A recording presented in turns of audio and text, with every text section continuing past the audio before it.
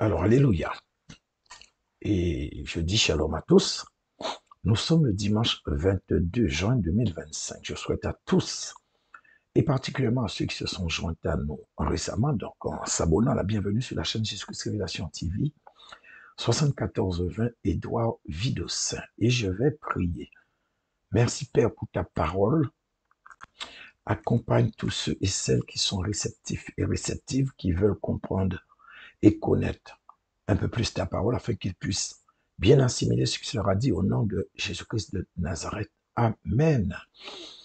Alors, je vais commencer par vous faire un petit résumé très bref, non, très bref, on dit un résumé. Donc, un petit résumé de notre vidéo précédente. C'était la vidéo numéro 2. Hein.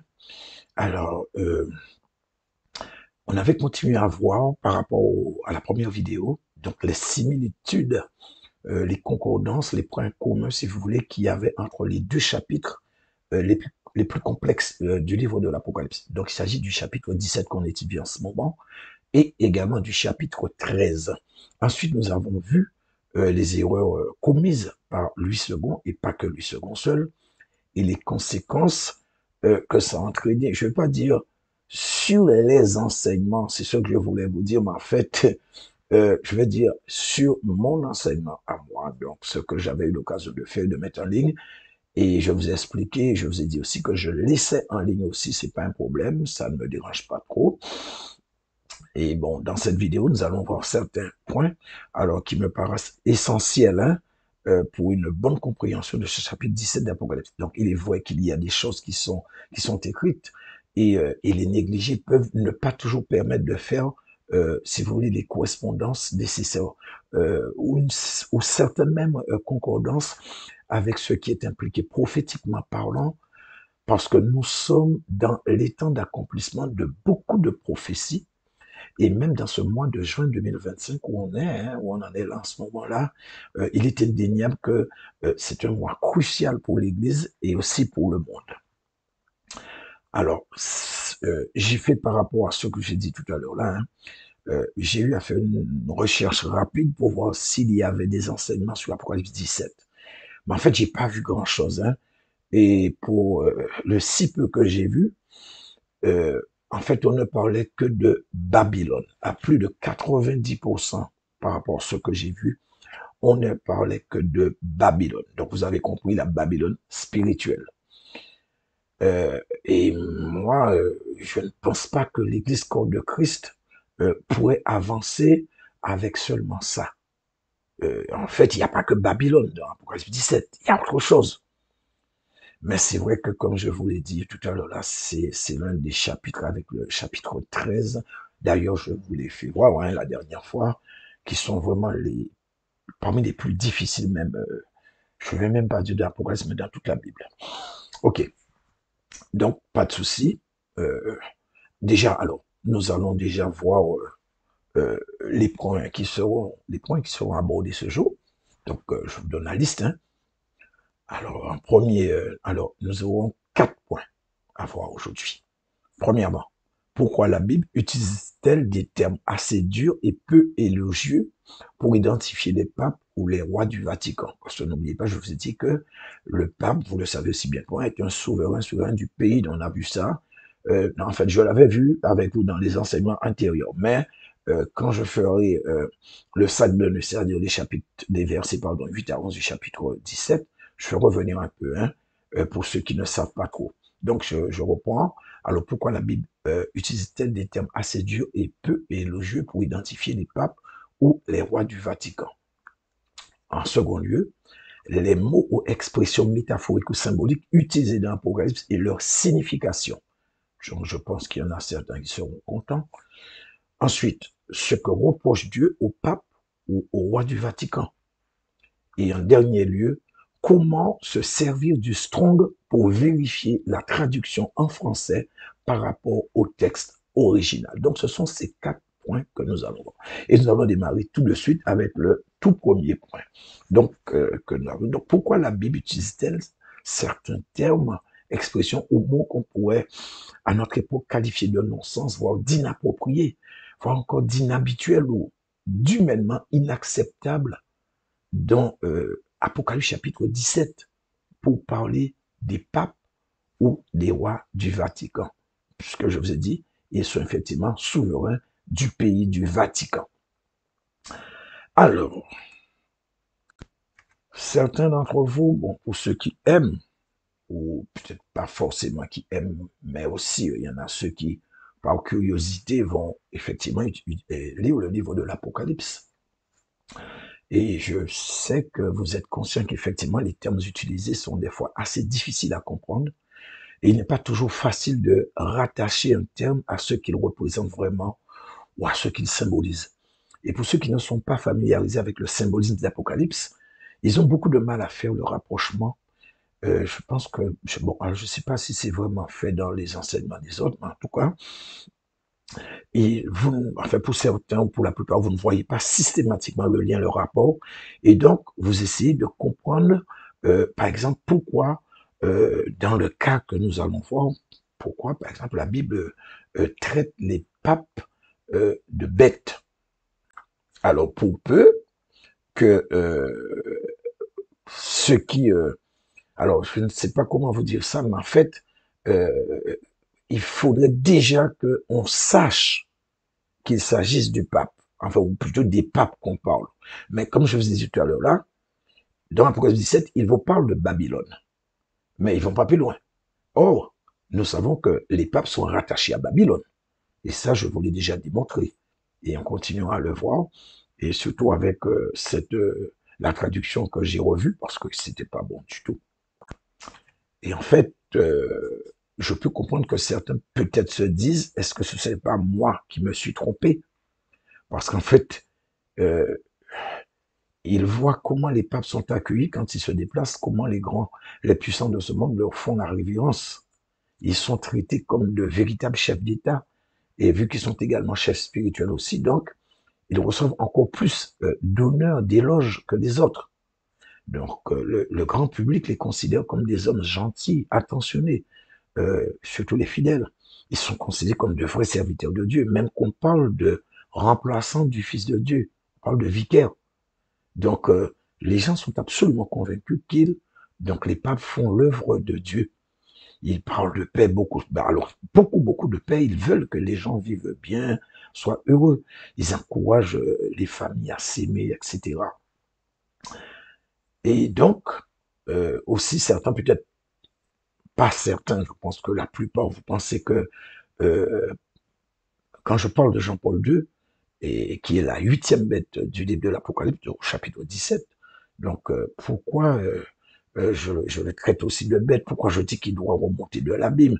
Est-ce que ça voudrait dire qu'il soit en enfer en ce moment? Et bon, je pense que vous dites que certainement j'ai dû me tromper sur son compte, même au moins sur Jean-Paul II. Car assurément, il était un bon pape, un très bon pape, très aimé. Il aimait les jeunes, il a fait de grandes choses, et que forcément, il est auprès de Dieu, etc. Donc, vous avez du mal à comprendre, ou encore vous n'arrivez pas à faire le lien entre ce qui est dit dans la Bible et la réalité de ce que vous voyez ou entendez concernant les papes. Alors donc, moi je vais dire que c'est un petit peu normal parce que les enseignants pasteurs, ben pour moi ne font pas, comme j'ai dit tout à l'heure là, le lien entre Apocalypse 17 et les papes.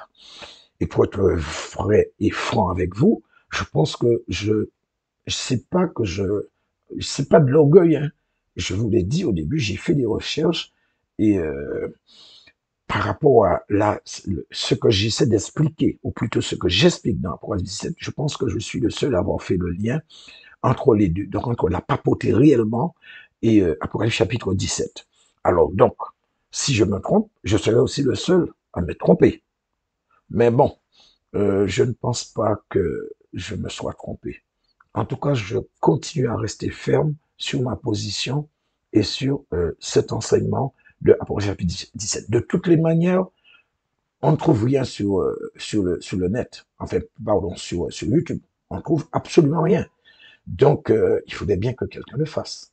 Alors moi, je me suis investi et puis je fais voilà. En tout cas, je vais répondre par rapport aux questions que je viens de poser Et je vous demanderai une attention toute particulière.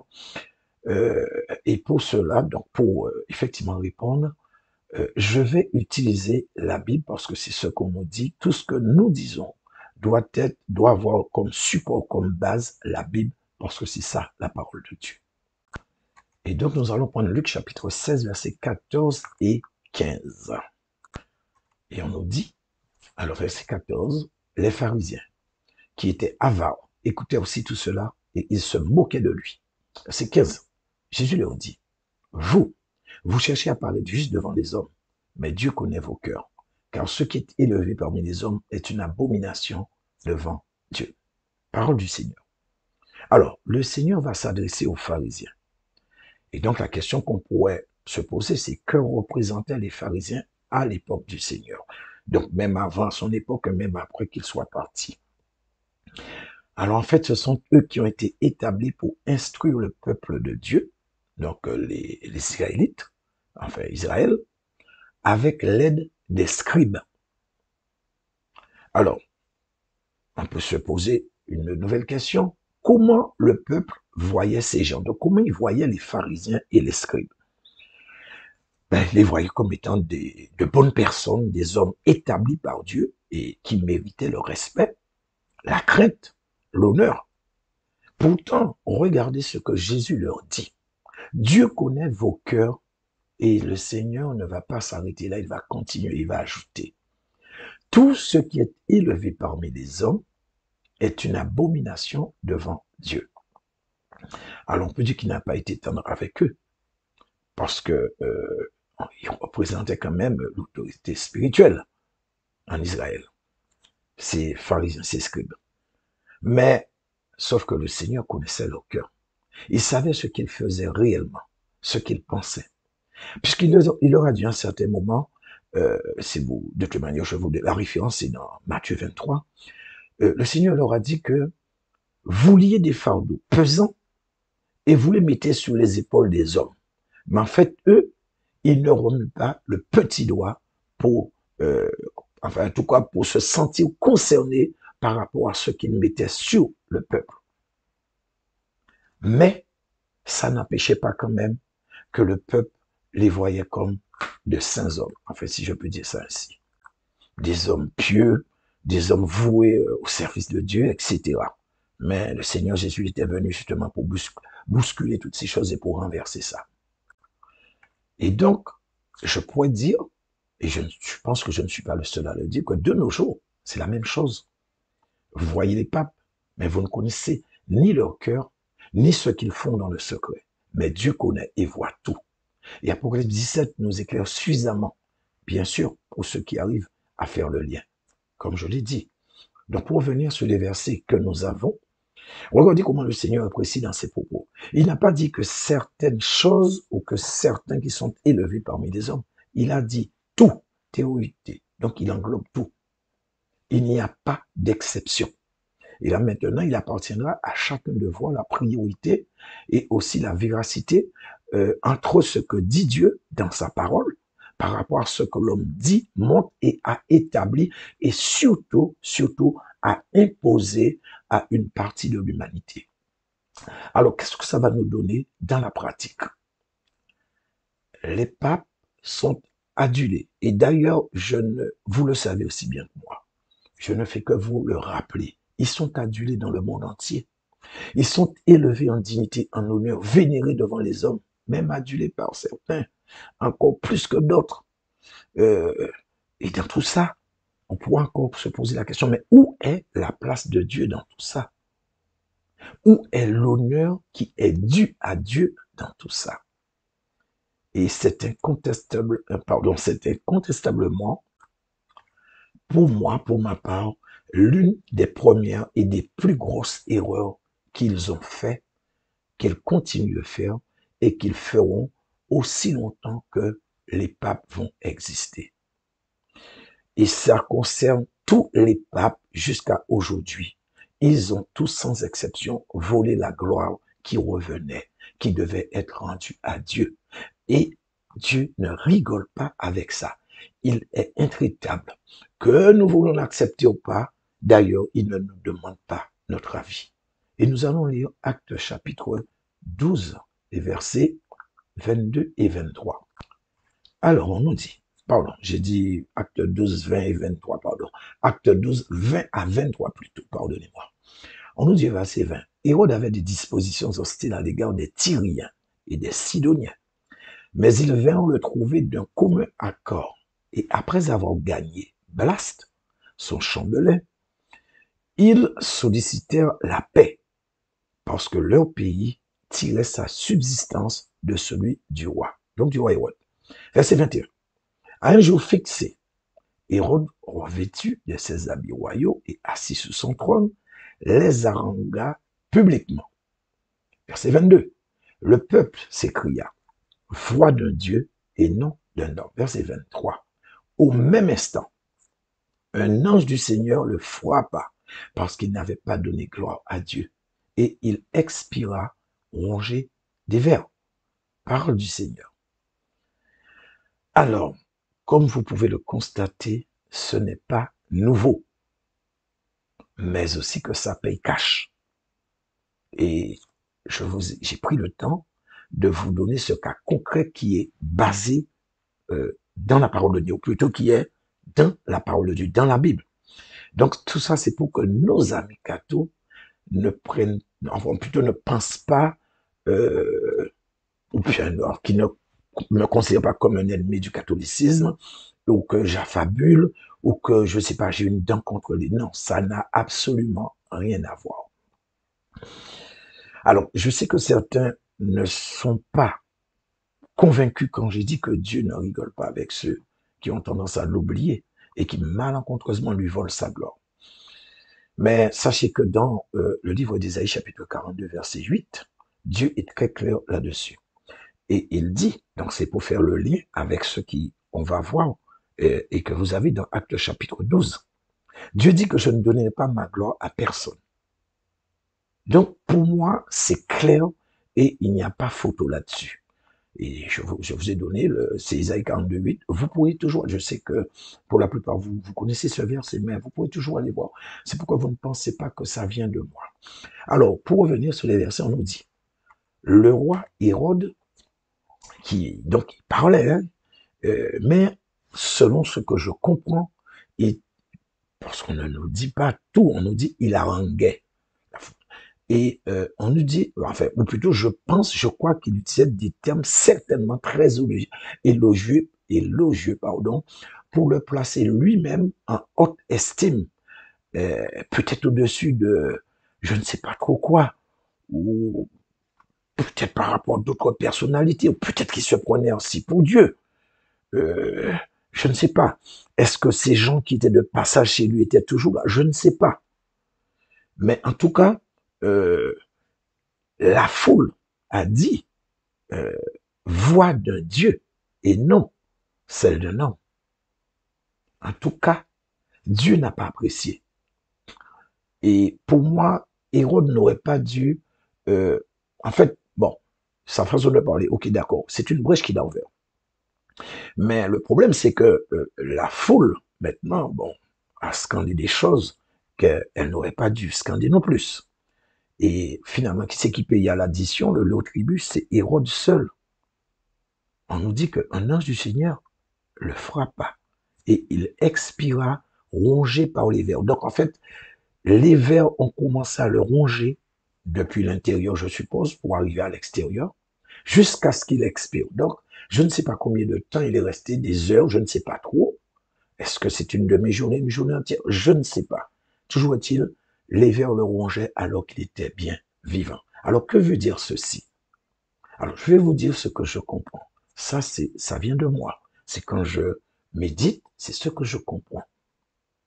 De la même manière que la foule a condamné Hérode involontairement, inconsciemment, par des propos dont les gens n'ont pas mesuré la portée et ce que cela allait impliquer. Sauf que Hérode, forcément, il a apprécié. Et en fait, c'est la même chose qui se produit avec la papauté. En lui faisant croire qu'il est presque Dieu sur terre, c'est ceux, qui agissent ainsi ont condamné tous les papes. Alors, je ne sais pas si c'est tous ceux qui sont passés avant eux, Mais en tout cas, par rapport à Apocalypse chapitre 17, euh, ils ont condamné ces papes-là parce que tous ceux qui sont dans le livre de Apocalypse chapitre 17 sont considérés comme étant des bêtes, ou plutôt on a utilisé le terme bêtes pour les identifier. Donc voilà ce que les gens sont en train de faire par rapport à leur comportement, par rapport à leurs propos, surtout maintenant que nous voyons que cette histoire de aduler des gens, certaines personnalités, ça a pris de l'essor. Et je vous dis que les médias sont là justement pour encore plus, comment on dit, mettre le feu sous, pardon, le bois dans le feu, pour jeter de l'huile sur le feu. En fait, pour inciter les gens encore plus à aduler des célébrités, etc., y compris les papes. Et à cause de ça, ils leur font croire qu'ils sont au-dessus de tout ce qui est sur terre. Et c'est ça, frères et sœurs, amis cathos, la réalité. Et donc, je pourrais aussi ajouter ceci. Il est considéré, je vous en ai parlé, comme étant le vicaire du Fils de Dieu. Donc, qu'il remplace le remplaçant de Jésus-Christ. Bien que nous n'ayons aucun verset qui atteste une telle chose. Alors moi, ce que je me demande, je me dis, c'est que si c'est ce qu'ils disent, pourquoi ne fonctionne-t-il pas comme le Seigneur quand il était sur terre? C'est-à-dire avoir une vie très simple au milieu du peuple, humble, et qui n'ont pas à se soucier de leur vie, pour savoir s'ils seront tués ou pas. Parce que le Seigneur Jésus-Christ, il ne l'a pas fait. Il marchait parmi ceux qui le haïssaient. Donc, ces gens, donc ces papes en question, qui sont des rois du Vatican ou les souverains du Vatican, chefs spirituels du catholicisme, ils devaient être humbles exactement comme le Seigneur. Ils devaient vivre ainsi, vivre pardon, ainsi. Mais nous savons que ce n'est pas le cas. Donc, euh, on peut comprendre beaucoup de choses à partir de ça.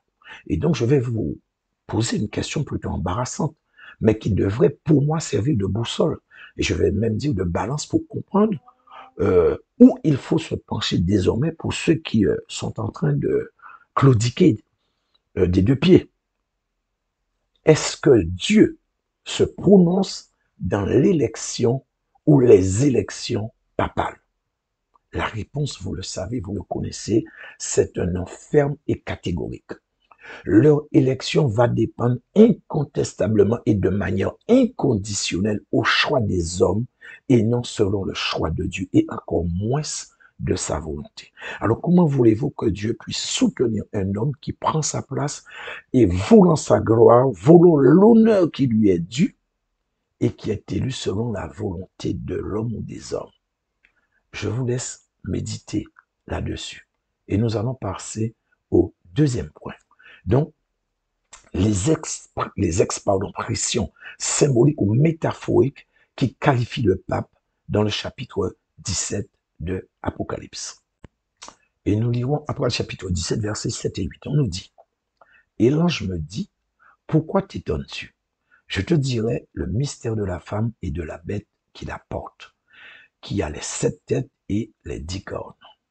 Verset 8. La bête que tu as vue était et elle n'est plus. Elle doit monter de l'abîme et aller à la perdition.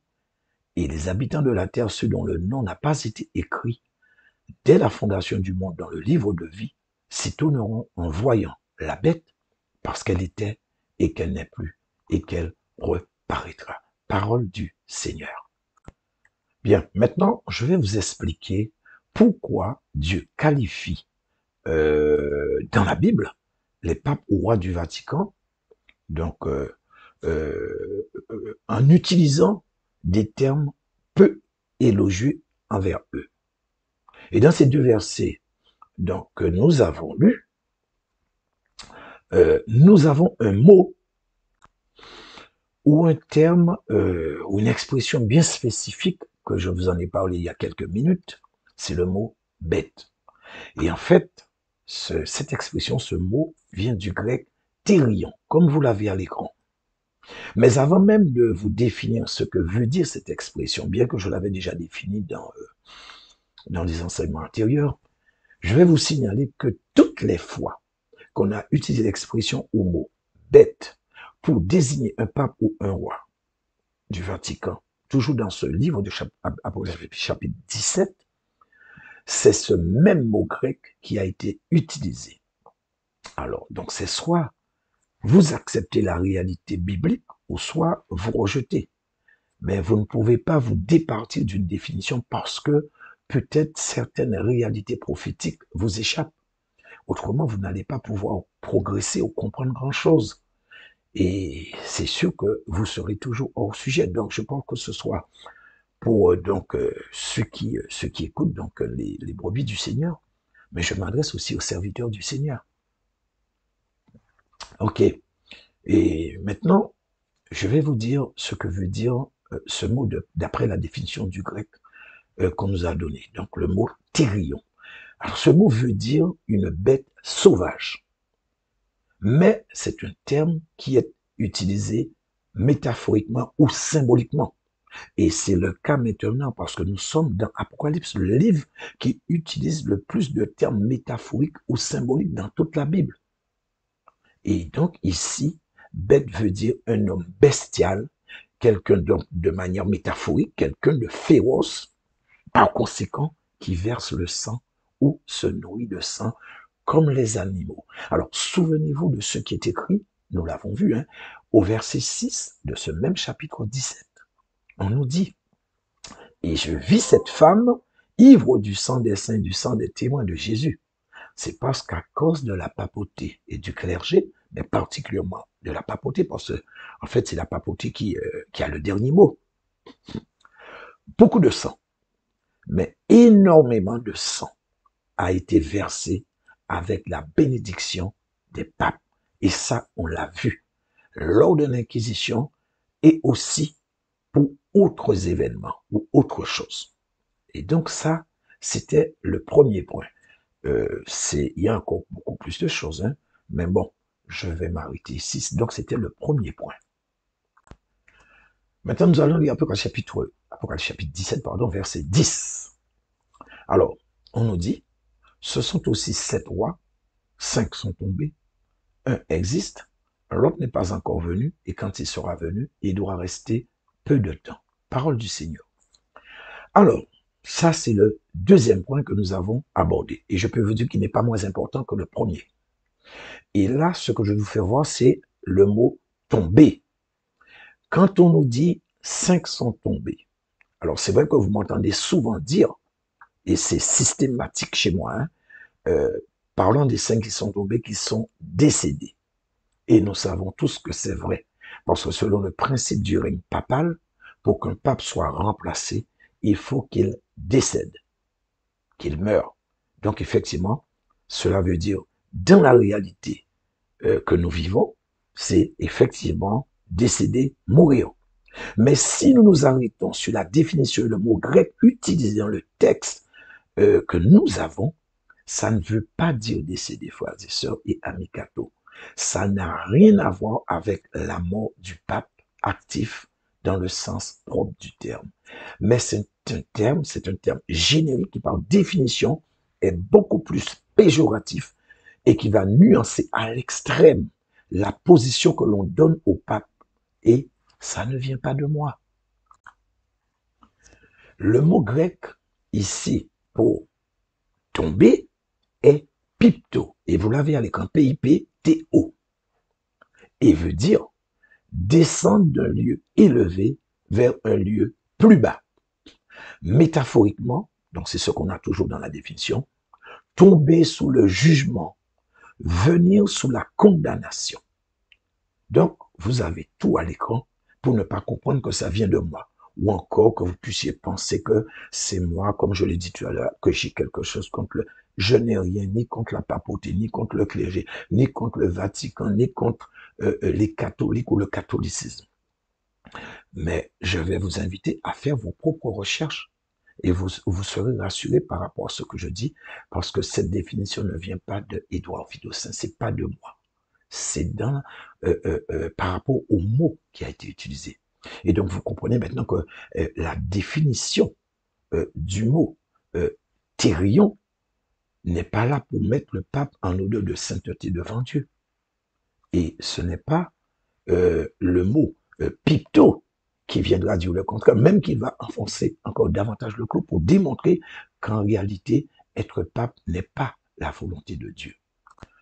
Alors, je suppose que vous avez compris, Thérion, on l'a vu tout à l'heure là, ça concernait le mot bête, c'était la définition du mot, ou plutôt le mot grec pour bête, et maintenant pipto, donc c'est pour, on a vu pour tomber que quand les papes, quand on parle que le pape il est, enfin le roi dans ce Apocalypse chapitre 17, quand il est tombé, ce que ça veut dire.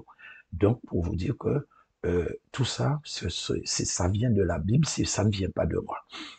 Alors bon, je sais que tant que vous ne verrez pas la 8e bête prendre place, vous ne croirez pas un mot dans tout ce que j'ai dit dans cet enseignement sur Apocalypse 17. Enfin, je sais qu'il y en a certains qui vont croire. Il y en a d'autres qui seront entre les deux. Et il y en a d'autres qui vont rejeter complètement. Mais je vous dis juste, soyez patient. Celui qui est là pour, en ce moment-là, le dernier, euh, quand il partira, vous verrez ce que je vous avais annoncé. Je sais que à ce moment précis, quand vous le verrez, il sera certainement trop tard pour beaucoup. Et maintenant, nous allons voir ce que reproche particulièrement Dieu au pape ou au roi du Vatican. Ok, maintenant nous allons voir ouais, donc c'est ça, c'est ce dernier point, ce que Dieu reproche particulièrement au roi du Vatican. Donc comme je viens de vous dire, et donc je vais essayer de vous expliquer, ou plutôt vous faire voir le lien entre ce que l'ange va utiliser comme terme pour parler d'eux, et en fait, c'est la définition du mot bête dans la pratique. Donc là maintenant, je veux parler de la pratique par rapport au mot bête. Il est vrai qu'on avait déjà vu, je vous en avais parlé déjà, je crois dans la première vidéo ou la deuxième, je sais plus trop. Mais bon, alors la raison elle est simple, elle est très simple, hein, et elle ne vient pas de moi. Euh, Comme je vous ai dit, on en a déjà parlé hein, dans la vidéo 1, mais là nous allons voir ça, mais que le Seigneur tient le clergé, plus particulièrement la papauté, responsable par rapport au fait. Et donc, comme c'est des papes que je parlais, donc je vais viser plus les papes, qui sont des rois du Vatican. Donc, ils tiennent les gens volontairement captifs, les maintiennent consciemment et constamment dans l'ignorance. Et ça, c'est volontaire de leur part. Et ils encouragent les gens à faire des choses que Dieu condamne et même qui le révulsent. Alors, hormis qu'ils sont responsables devant Dieu de la tuerie en masse des saints et des témoins de Jésus pendant l'Inquisition, donc ça, j'ai déjà vu, on ne revient pas dessus, ils ont encouragé et continuent d'encourager les gens à prier les saints, prier Marie, prier les morts, se prosterner devant les idoles. Ils les ont, avec la complicité du clergé, fait croire au purgatoire. Dieu merci que Dieu a commencé à ouvrir les yeux de beaucoup de ceux qui sont dans le catholicisme et ils se rendent compte de ça et ils commencent à délaisser ces pratiques petit à petit. En tout cas, pour continuer, il les encourage à prier pour les morts. Et il y a plein d'autres choses encore que Dieu condamne fermement dans sa parole, qu'il n'a jamais demandé de faire. Et donc, par conséquent, Dieu les juge à hauteur de leurs crimes, puisque les gens qui croient dans toutes ces choses vont en enfer direct. Et malheureusement, ils sont extrêmement nombreux et seront encore plus nombreux dans les temps de la fin. Donc, dans un avenir extrêmement proche, il y en aura encore beaucoup plus qui seront que la papauté va aveugler. Et par rapport à ce que j'ai dit, par rapport à ce 8e mois, c'est là où ça va sceller le destin de beaucoup, malheureusement. Mais que le Seigneur puisse, dans sa grande bonté, grâce, compassion, miséricorde, ouvrir leurs yeux. Attends au nom de Jésus-Christ de Nazareth. Et maintenant, nous allons voir le dernier point. Apprendre à vérifier les textes à partir des mots grecs et hébreux, et voir aussi araméen, donc ces mots originaux. C'est ce que nous allons voir en dernier lieu. Alors, comment vérifier donc là, je parle du strong, hein, ce que je vous avais promis. Donc, comment vérifier? Je vais vous montrer comment vérifier Alors, mais de manière basique, pardon, très basique, l'authenticité des versets. Parce qu'il faut surtout pas vous emballer trop, car ce que je vais vous montrer n'est pas, si vous voulez, un truc super élaboré du genre à vous apprendre à interpréter parce qu'on le fait. Et ça, je peux vous dire que ça n'a rien à voir avec des trucs de numérologie, mais la valeur numérique des Strong par rapport aux événements. Parce que Dieu n'est pas fou, Dieu sait ce qu'il fait. Tout ce que Dieu fait, il sait pourquoi il l'a fait. Et je peux vous dire, ce sont des choses qui nous dépassent. Et souvent, quand ça dépasse les hommes, on a tendance tout de suite à conclure de manière hâtive, mais pas dans le bon sens. Donc, ce que nous allons voir, c'est juste ce qui est nécessaire pour que quand vous lisez votre Bible, vous puissiez vérifier l'authenticité des mots et la traduction qu'on vous donne pour voir si c'est conforme ou pas. Ou aussi, comme nous l'avons vu, est-ce que réellement ce mot est dans le verset ou encore a-t-on ajouté des mots et est-ce qu'ils ont leur place? Parce que ce que vous devez comprendre, et j'espère que euh, c'est ce que vous comprenez, si ces mots qui ont été ajoutés ou qui ont été retranchés dénaturent ou changent le sens du verset, affectent le verset, alors là, il y a un problème et le problème, il est énorme. Donc, voilà déjà pour vous donner une courte définition de ce qu'est le strong. Je vous ai mis ce que j'ai pris sur le net à l'écran. Alors, on nous dit concernant le Strong. La concordance Strong, parue en anglais sous le titre James Strong's Exhaustive Concordance of the Bible, est nommée officieusement Strong's Numbers, est une liste de l'ensemble des mots présents dans la Bible, chacun accompagné de la référence au livre, au chapitre et au verset correspondant. Alors, je vais vous demander de ne pas lire, de ne pas, pardon, rire mon anglais. Je suis pas bon en anglais du tout. Pardon. Parce qu'aujourd'hui, c'est pas un cours d'anglais. C'est un enseignement. OK. Alors, en fait, en résumé, si vous voulez, c'est une façon d'être sûr que vous n'allez pas vous tromper quand vous allez lire un verset en utilisant le strong, car tous les mots qui sont utilisés dans le verset ont un numéro. C'est ce qu'on appelle le numéro strong. Et ce numéro va vous renvoyer au mot original grec, hébreu, et comme je vous ai dit, très certainement araméen, parce que apparemment dans le livre de Daniel, il semblerait qu'il y ait plusieurs chapitres qui ont été écrits en araméen. Alors j'espère qu'il y a aussi strong araméen. Ensuite, par contre, alors je vais vous demander de faire très attention, car les mots avec leur strong en grec n'auront pas le même numéro de strong en hébreu. Ce qui est, pour ma part, tout à fait normal, parce que ce n'est pas la même langue. Donc, il faudra chercher le strong en grec pour ce même mot. Donc, ceci dit, vous pouvez toujours aller sur YouTube et vous tapez tuto, si vous voulez, pas à pas, comment comprendre le strong dans la vie. Et je sais que vous allez trouver beaucoup de tutos ou de pas à pas qui vont aller beaucoup plus en profondeur que moi. Moi, c'est juste comme je vous ai dit, c'est pour comprendre ce qui est écrit dans la Bible. Donc, si ce que je peux vous conseiller, n'allez pas vous perdre. Donc, les initiés, oui, si vous voulez, il n'y a pas de souci, mais pour le reste, les autres, essayez de vous limiter déjà à ce que vous pouvez déjà comprendre par rapport à ce que je vous ai dit et ce que vous avez besoin. Et après, s'il le faut, vous allez pousser un petit peu plus votre compétence ou vos domaines de recherche, enfin tout ce que vous voulez. Et donc, dernière petite chose. Alors, je ne sais pas si vous le diront, mais j'ai eu à me rendre compte que même avec le strong, il y a un problème. Et j'ai pu constater que il y a une certaine confusion des fois dans certaines définitions. Et si vous appuyez dessus, en même temps totalement, alors je vous dis que c'est pas sans risque. Donc, ce que vous devez faire, c'est de prendre votre dictionnaire et de chercher la définition des mots en question si voyez qu'il y a nuance, mais surtout d'aller chercher l'étymologie du mot en question.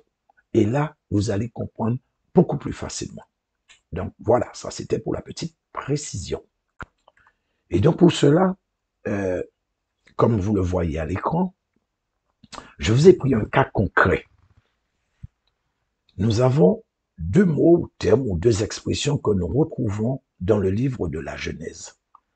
Nous avons créé et nous avons formé. Et selon moi, quand j'ai regardé la définition, donc déjà ces deux mots n'ont rien en commun, puisque j'ai déjà expliqué ça dans les enseignements intérieurs. Donc c'est un enseignement que j'ai fait sur la création. Mais si vous allez chercher dans le dico, dans le dictionnaire, vous verrez que c'est beaucoup plus clair que ce que nous avons en utilisant seulement le Strong. Alors, selon le Strong, et vous l'avez, comme je dis, hein, vous pouvez aller faire vos propres recherches pour ne pas comprendre que c'est moi ou croire que c'est moi qui essaie de vous entuber pour, je ne sais pas. Frères et sœurs, amis cathos, tout est faisable. Enfin, en tout cas, si vous voulez connaître, il suffit d'aller sur le net et vous allez trouver ce que vous cherchez, ce que vous avez besoin. Alors, selon le Strong, créer, c'est également former. Et moi, quand j'avais vu ça, j'ai trouvé qu'il y avait un problème. Pour moi, ça ne collait pas du tout. Et j'ai dû prendre mon dictionnaire. Et quand j'ai été chercher la définition de créer dans le dictionnaire, pour moi, c'était la définition parfaite. Et on nous dit, créer, c'est faire venir à l'existence ce qui n'a jamais existé. Et d'ailleurs, il y a un verset dans la Bible où Dieu dit qu'il fait venir à l'existence les choses comme si elles existaient, ou plutôt comme si elles existaient. Donc, ce qui va nous prouver que la chose n'a effectivement jamais existé. Alors que former, c'est donner une forme à quelque chose qui existe déjà. Mais que ce soit la chose en elle-même qu'on veut former, ou ce qui sera utilisé pour donner la forme à la chose qu'on veut former. Et pour ça, nous avons le cas d'Adam, c'est un très bon cas pour ma part. Adam existait avant en tant qu'être éthéré. Ça aussi, nous l'avons vu dans des enseignements que j'ai faits antérieurement. Il a été créé en tant qu'être esprit parce que Dieu dit, faisons l'homme selon notre image, notre ressemblance. Dieu n'est pas fait de poussière. Dieu est esprit. Donc, le premier homme, Genèse 1, 26, c'est un homme esprit. Ça, vous pouvez écouter mes enseignements, j'explique tout. Je sais même pas si je pense que j'ai pas fini avec cet enseignement. Je crois que j'ai pas mal de vidéos en ligne et qui pourraient être utiles pour ceux qui veulent vraiment comprendre. Donc, euh, alors j'étais où?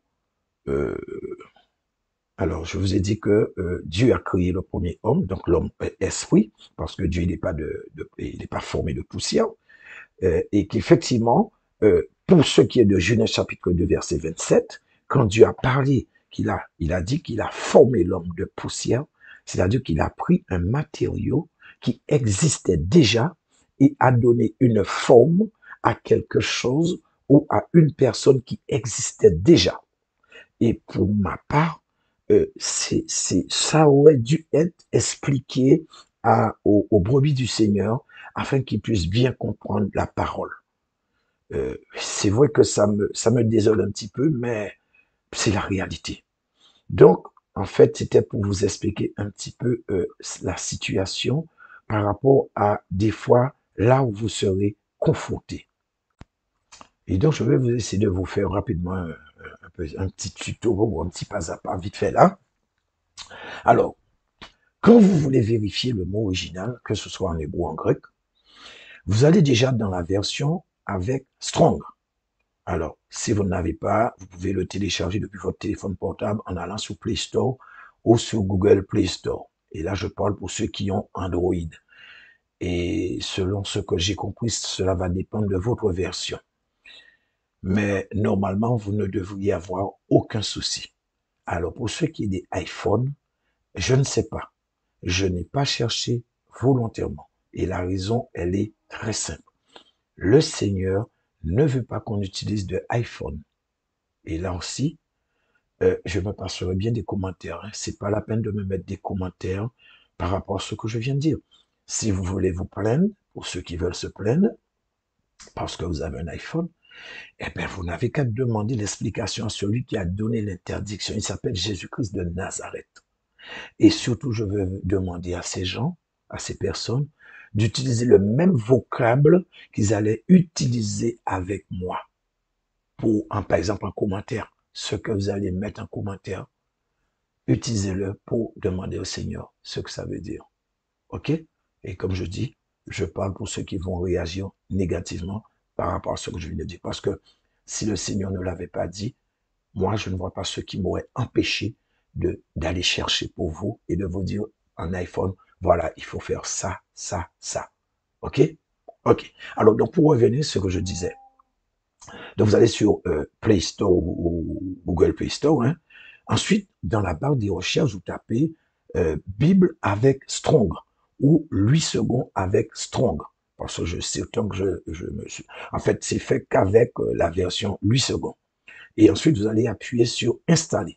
Et après ça, on va vous proposer d'ouvrir l'application, c'est-à-dire la Bible que vous venez de télécharger. Et c'est ce que vous allez faire. Mais si après avoir fait tout ça, parce que des fois c'est vrai que, alors je ne sais pas si c'est des bugs ou si c'est peut-être par rapport au choix qu'on propose des fois, bon, il peut y avoir un petit souci. Donc si vous vous rendez compte que soit vous vous êtes trompé, que vous n'avez pas la vraie version avec Strong, ou que vous avez autre chose, enfin peu importe, en tout cas s'il y a un problème, et que vous n'avez pas le Strong, eh bien vous n'avez qu'à faire comme moi, parce que moi je l'ai installé depuis la chaîne EMCI TV. Donc c'est depuis leur chaîne que j'ai téléchargé ça sur mon téléphone, mon Android. Alors, donc la toute première des choses que vous allez devoir faire, c'est d'essayer de vous familiariser avec. Et maintenant, pour ceux qui est de lire le Strong, alors pour moi, c'est quand même assez élémentaire, c'est très basique. Vous allez voir une petite case en haut à droite, ou peu importe hein, là où elle est, dès que vous verrez un endroit où c'est écrit Strong, soit vous appuyez dessus, soit vous appuyez dans la petite case qui est à côté. Et une fois que vous l'avez fait, vous aurez un texte comme ce que vous avez à l'écran en ce moment. Donc, je ne sais pas si je l'avais fait dans la première vidéo de cet enseignement ou la deuxième, mais j'ai eu l'occasion à vous montrer. Et même dans cet enseignement, dans cette vidéo, j'ai eu l'occasion de vous montrer en ligne des textes avec Strong. Et donc, d'ailleurs, hein, vous avez en ligne ce que je suis en train de vous dire alors que vous l'avez en ligne. Donc, j'ai choisi 2 textes pour vous. Ceci afin de vous aider à plutôt à apprendre à faire vos propres recherches, mais aussi pour vous faire voir une certaine nuance. Et elle est très simple, cette nuance, c'est que j'ai pris un verset dans l'Ancien Testament pour vous et un dans le Nouveau Testament. Et c'est le mot Adam que j'ai choisi. Alors, comme vous pouvez le constater, Adam est entouré en rouge. Bon, je pense que vous n'êtes pas aveugle, vous voyez que c'est entouré en rouge. Et donc, le premier verset se trouve dans l'Ancien Testament. Et Adam a un numéro, et c'est ce numéro qui est le numéro Strong. Mais vous allez voir que ça ne correspond pas avec le deuxième verset qui est dans le Nouveau Testament. Et la raison est ce que je vous ai dit il y a un instant. Les textes sont dans 2 langues totalement différentes. Soit l'hébreu, qui est l'Ancien Testament, et l'autre texte traduit depuis le grec, qui est le Nouveau Testament. Donc voilà pourquoi vous avez 2 numéros différents. Mais si vous cherchez dans tout, par exemple, dans tout le Nouveau Testament, partout où vous pourrez trouver le mot Adam, eh bien, ce sera toujours le même numéro Strong, soit le 76. Et pareil, si vous cherchez dans l'Ancien Testament, ce sera la même chose. Vous aurez toujours ce même numéro Strong, 0120. Et vous avez la possibilité aussi de... En fait, c'est simple, hein? Quand ça va vous afficher, tout ce que ça va vous afficher, pardon, si vous faites avec le nom Adam, vous aurez les 2 mélangés. Par contre, si vous mettez le numéro Strong directement, donc, si vous mettez 76, vous aurez qu'avec, alors c'est le Nouveau Testament 76, oui, c'est l'Ancien Testament le 76.